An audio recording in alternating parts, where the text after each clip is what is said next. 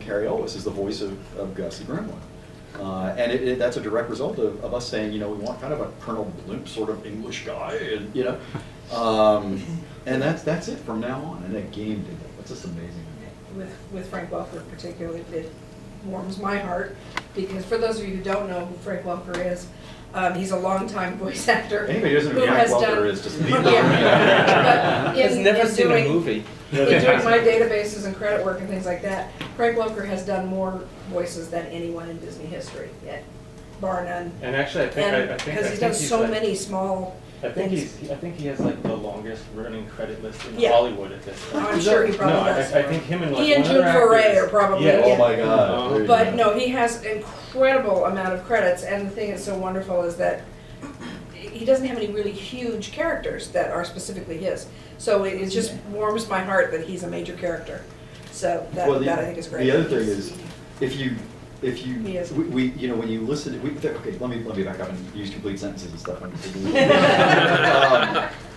For his first recording session, we booked 4 hours, and it felt like 20 minutes, but Brian insisted it was 45 minutes. He got through our 4 hours of work, and like I really cultivate my sort of public persona as being a hypercritical ass, and he just blew it for me, and I told him, it's like his first takes were perfect, it's like yeah, okay, next, and every once in a while he would say no I can do better, and then he'd do better from the thing that I thought was perfect, right? I mean, the guy's just, working with actors like that. And Carrie Ellis. Carrie Ellis was the same way when he came in for Gremlin Gus during his recording sessions, because he had like 4 or 5 times the number of lines as anyone else, but he came in with such a passion for the project and such a passion for what he was doing. And yeah, it was the same thing. He would do the lines, and we'd go, sweet, that's perfect. And he's like, wait a minute, let me do that again. It didn't sound quite right to me. And we're like, okay. And he would do it again. So it's funny, those kind of professionals that will do that and correct themselves and work like that. Well, Peter, are you picking up where Marv's writing in the game left off? Are you kind of doing your own thing? Well, before you answered, you did this to me before. Before he answers, he was the first guy to write dialogue for Oswald. So in a lot of ways, I mean, he nailed the character. What was it, 2 years ago? Pretty much. Yeah, go. Sorry, I just wanted to get that out there. Well, that's actually what I was about to say, so thank you. Yeah, that's about right. I did a series of digicomics called Tales of the Wasteland. The concept was that in Epic Mickey we see what is more or less a post-apocalyptic world. But unlike the usual post-apocalyptic world in which we have a frame of reference, since it's our world and we know what it was like, Wasteland is a completely original environment. So it was decided that in order to bridge the gap, people should have some knowledge of what Wasteland was like, in terms of its physicality, the character interactions, the general spirit of the place, before Mickey brought inadvertently the Thinner disaster down upon the Wasteland. So that's what the digicomics were. It was before the Thinner disaster, where everybody was acting the way that you would expect them to, rather than the desolation that eventually became. And Oswald was the leader of the club, so to speak. And it was six stories centering on Oswald and his interactions with the people before he wound up becoming something of a hermit that Mickey had to go to all the trouble to find in the first one, and his interactions with his friends, with his rivals, whatever. And yeah, it was kind of daunting taking that on, because it was the first time that anyone had written dialogue for Oswald the Lucky Rabbit. And that it was his voice, so to speak, and I went for, Warren's direction was that kind of like Brooklyn attitude, which is kind of like the quintessential tough guy. I mean, has anyone here ever actually driven through Brooklyn? When you're going on the Belt Parkway, when you enter the Brooklyn area, there's a big sign that says, welcome to Brooklyn. How sweet it is. When you exit, there's a big sign, you're leaving Brooklyn. Forget about it.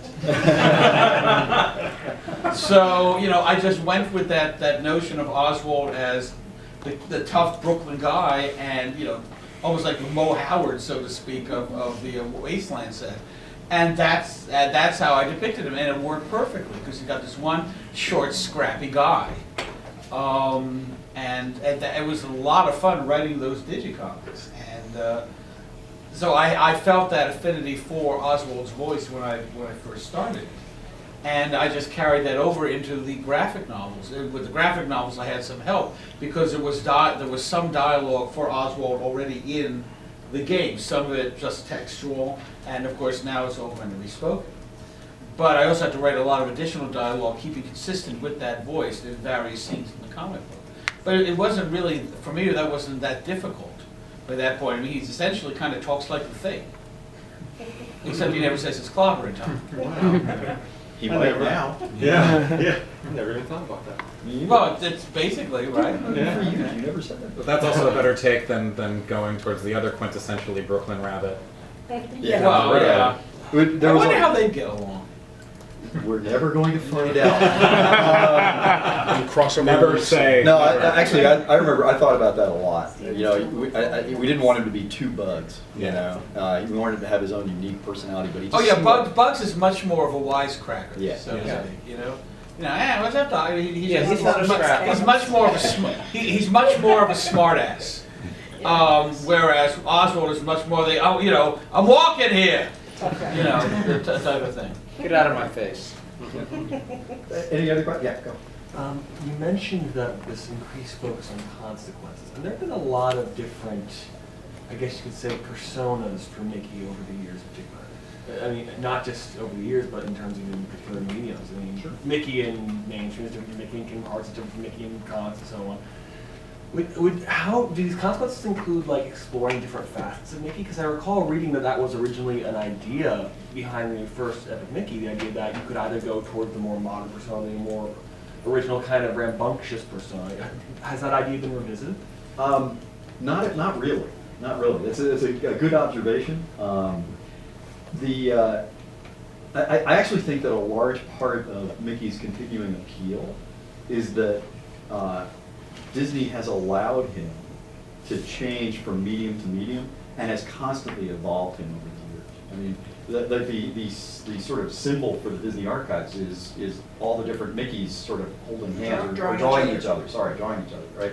And that shows how open the company is to updating him. So they've never had to do what so many other companies had to do. They've never had to reinvent. They've never had to jumpstart or completely remake the character in the way that some other companies have had to do with their cartoon characters. And so there was a real openness to letting us do the video game Mickey. I mean, that's all. At the end of the day, I mean, it's not like our Mickey is changing the world or changing Mickey everywhere. I mean, Mickey at the parks is still Mickey at the parks, and Mickey on Mickey's Clubhouse is still Mickey's Clubhouse, and Mickey in the video games is something else, right?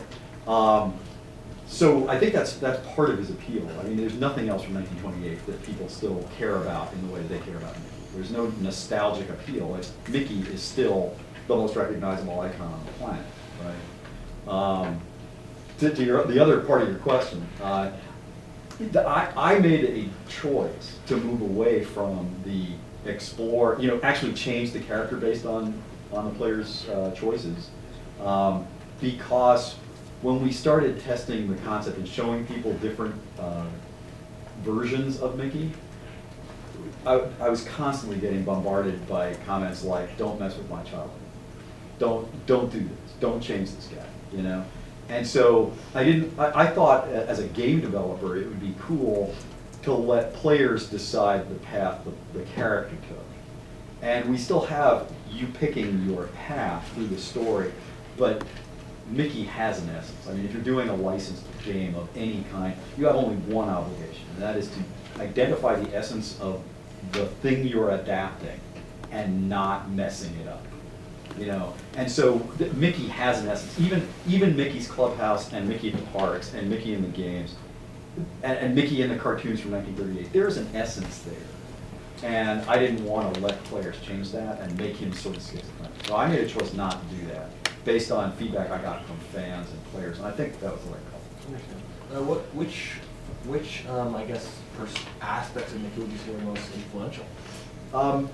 Well, that's a great question. Actually, I'd rather not give you an off the top of the head answer. I will, but in the Disney, Disney has these things called the Disney Standard Character Guides, which, I mean, as a Disney fan, I'd heard about, like they were legendary. And then, like a week after I started working for Disney, they sent me one, you know? And it's like